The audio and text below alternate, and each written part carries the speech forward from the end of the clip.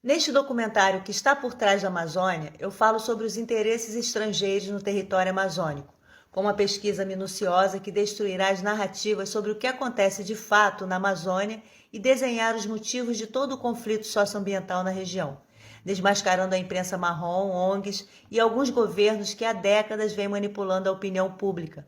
A Amazônia é um território gigantesco, com 5 milhões de metros quadrados, com uma vegetação intrincada, quase impenetrável. A floresta implacável é guardiã de muitos segredos e também de muitas disputas, polêmicas, desinformação, conflitos socioambientais e geopolíticos por muitas décadas. E nesse primeiro episódio eu falarei sobre a explanação do general Durval Nery.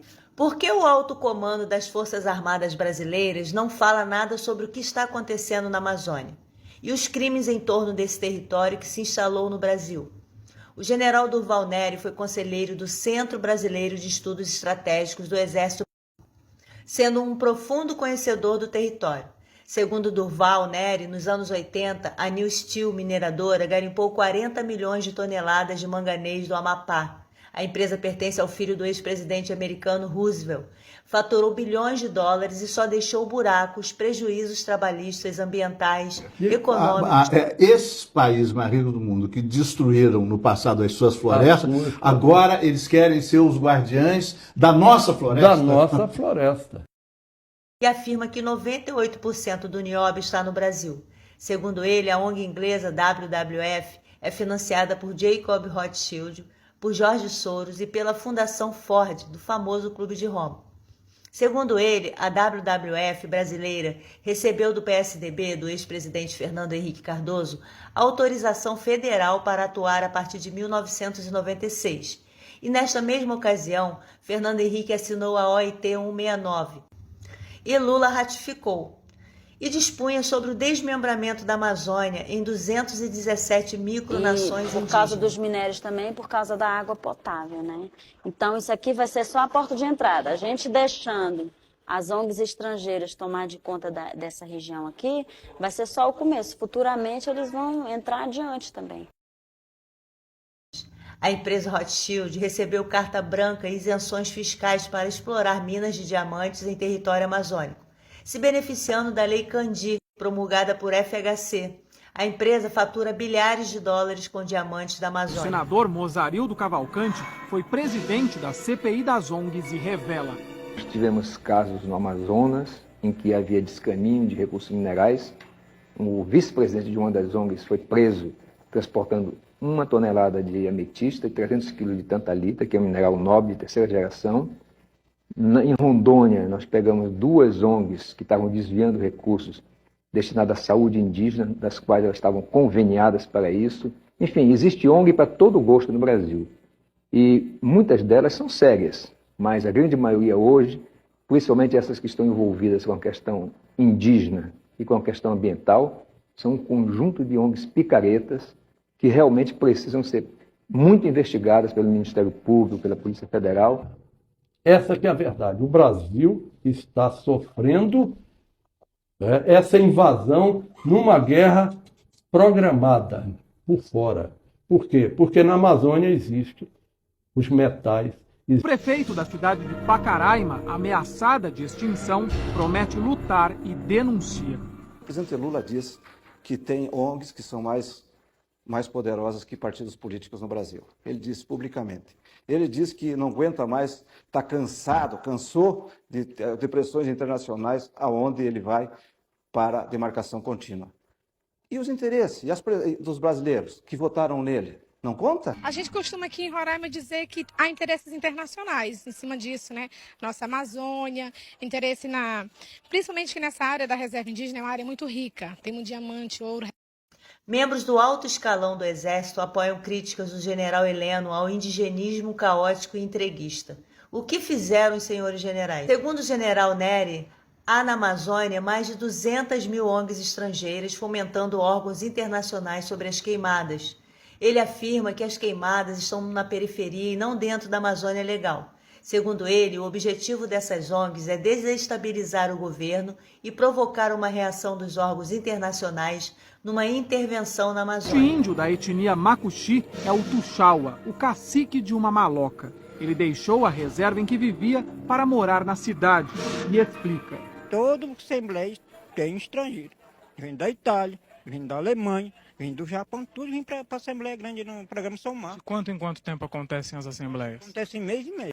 O general afirma que a WWF financia o MST, grupos guerrilheiros e incita a invasão e desmembramento da Amazônia. E seus membros orientam os índios a reivindicarem suas terras através da FUNAI. O general declarou que na Amazônia existem metais, pedras preciosas, ouro, manganês, diamantes, nióbio, urânio e petróleo. Então, se esses índios estiverem protegidos pela FUNAI, isso é uma mentira. Porque a FUNAI não faz com que esse índio se sinta um cidadão brasileiro. E a demarcação de terras que aconteceu no Brasil, muitas delas foram em cima de laudos fraudulentos. A maior parte demarcada em cima de terra na fronteira, riquíssimas em minério. Pior, terras que hoje, emendadas, formam territórios que podem perfeitamente, diante desse documento, que eu sempre disse que era um documento espúrio, documento de lesa pátria, que é a Declaração de Direitos dos Povos Indígenas, que diz que o índio tem autonomia, que pode escolher sua forma de governo, não sei o quê. Se amanhã essa extensão de terra, um exemplo típico é o Yanomami, né? A extensão de terra em Yanomami é enorme, começa em Roraima e vai até a Cabeça do Cachorro lá no Amazonas. Se amanhã uma ONG dessas internacional resolver abraçar a causa de que o Yanomami deve ser independente, cria uma bandeira, cria um hino, já tem um território, vai na ONU e pede à ONU o reconhecimento da independência. Você perde um pedação do Brasil. E se você dissesse assim, mas esses índios vivem muito bem. Os índios da Cabeça do Cachorro, acima da cachoeira de Uaupés, que é o Alto Rio Negro, passam literalmente fome.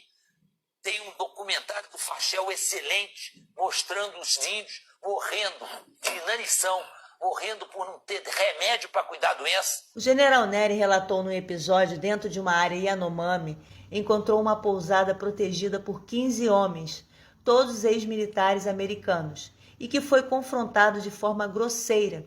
Todos agiam como proprietários da área. Segundo ele, a pousada que ele encontrou no local serve na verdade de fachada, e que lá havia um hidroavião, mesmo se identificando, não pôde entrar na área. A demarcação das terras indígenas foi regulada pelo Decreto 1775 de 1996, e como uma das etapas da demarcação foi a desocupação total de não índios. Este homem não pode ser identificado. Ele trabalha junto aos índios e fala sobre a presença dos estrangeiros nas reservas. Nós não podemos controlar. Já foi proibida na missão, mas eles vêm. Quando descobre, estão aí. Quando tu vai lá, eles não aparecem.